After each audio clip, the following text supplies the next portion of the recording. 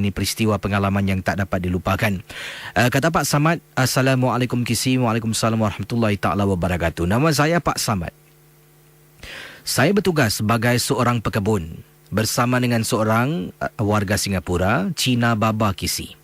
Cina Baba ini menetap di sebuah rumah sebuah ataupun mungkin rumah banglo, rumah teres tak disebutkan, tapi katanya di sini rumah sebuah lah. Pengalaman Pak Samad bertugas dengan keluarga ini memang cukup menakutkan. Rumah yang mereka miliki adalah sebuah rumah yang baru. Daripada rumah kondominium, mereka berpindah ke sebuah rumah, landed property lah yang dikatakan di sini mungkin. Jadi saat Pak Samad diundang untuk bertugas, 2 minggu kemudian keluarga ini bercuti. Kesemua ahli keluarga dalam rumah bercuti. Dan keluarga ini pula mempunyai satu ataupun abu lah yang disimpan dalam rumah. Abu itu diletakkan di ruang tamu. Jadi apa yang berlaku? Pak Samad ditugaskan hanya menjaga kawasan luar rumah untuk cantas pokok ataupun betulkanlah ataupun sapu daun-daun kering, potong rumput yang panjang. Dan Pak Samad kata saya dibenarkan untuk datang bila-bila masa. Sebab sebelumnya waktu petang ketika itu saya ada tugasan yang lain. Jadi saya datang waktu malam untuk terus kerja membersihkan, mencantas pokok-pokok yang ada di rumah tersebut. Teman-teman Misteri Jam 12, pengalaman Pak Samad yang menyeramkan mula berlaku apabila keluarga ini pergi bercuti selama 2 minggu. Jadi rumah yang Pak Samad bertugas ni dah 2 minggu lamanya. Selepas 2 minggu, keluarga ni pun pergi bercuti. Baru Pak Samad ditinggalkan lah. Hari yang ke-7, ingat lagi Kisi. Hari yang ke-7. Waktu itu saya datang agak lewat sedikit. Saya datang sekitar pukul 10 malam. Masuk ke dalam rumah, saya beri salam. Jadi jejakkan kaki saya terperasan. Sebab rumah orang ni, bahagian bawah rumah tidak ada pintu kayu, semua pintu kaca. Sesiapa yang ada di dalam bergerak boleh nampak. Dan tuan rumah mungkin lupa nak tutup rumah pintu tu dengan langsir. Jadi saya bila masuk, saya terperasan ada perempuan sedang naik tangga dalam rumah yang disebutkan.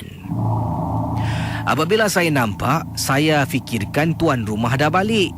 Yalah, janji 2 minggu, hari yang ke-7, seminggu dah balik rumah. Mungkin anaknya, saya tak pasti.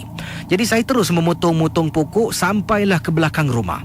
Di belakang rumah pula, bila saya toleh ke atas, terperanjat Kisi.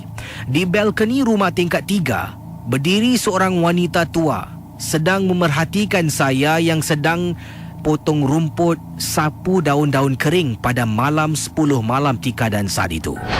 Apabila saya tengok mendongakkan kepala ke atas, saya terperanjat. Sambil terkejut dibuatnya, saya pun senyum. Saya lambai tangan saya, tetapi wanita itu tidak respon kepada lambaian yang saya berikan. Pendengar Ria 897 FM, Pak Samad pun tak tahu nak buat apa. Saya pejam mata, saya baca surah Ayatul Kursi. Kemudian saya sembuh Casey. Bila saya dongak kembali ke atas, wanita yang berada di balkoni tingkat 3 hilang serta merta. Sesaat kemudian, saya dengar bunyi anjing menyalak pada malam tersebut Casey. Dan juga beberapa anjing jiran yang lain menggonggong tanpa henti.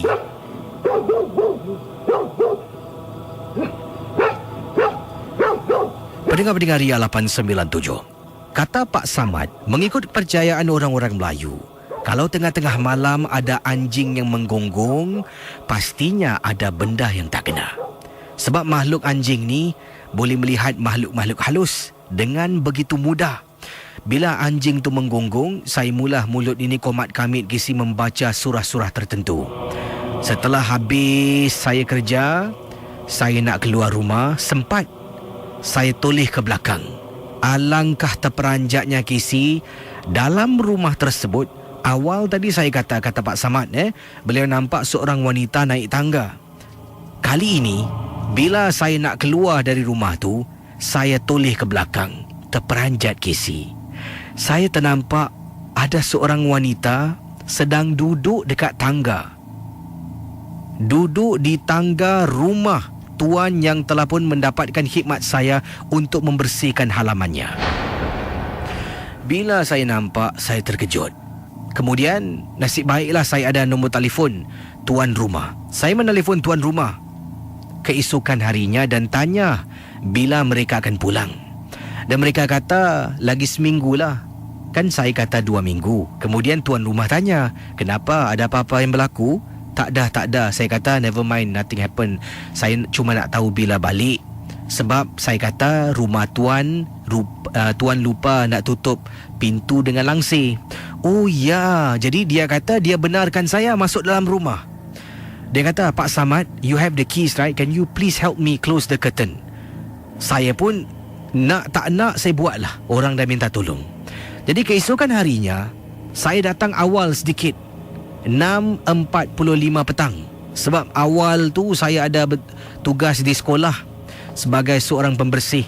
Jadi saya sampai rumah tu 6.45 petang. Saya masuk ke dalam rumah KC. Buka saja pintu rumah tu, memang seram sejuk KC. Tiba-tiba saya dengar bunyi geduk-geduk-geduk, macam ada benda lari begitu laju. Bila saya dongak ke atas, sekitar 6.45 petang, alangkah terperanjatnya dalam keadaan merangkak. Saya rasalah benda tu berada di tingkat 3 sedang memerhatikan saya di bawah yang nak tutup langsir. Bila saya nampak, saya istighfar sampai bulu rumah saya kurang meremang. Saya tarik langsir keluar dan terus kunci pintu. Itulah pengalaman KC, rumah yang saya bertugas.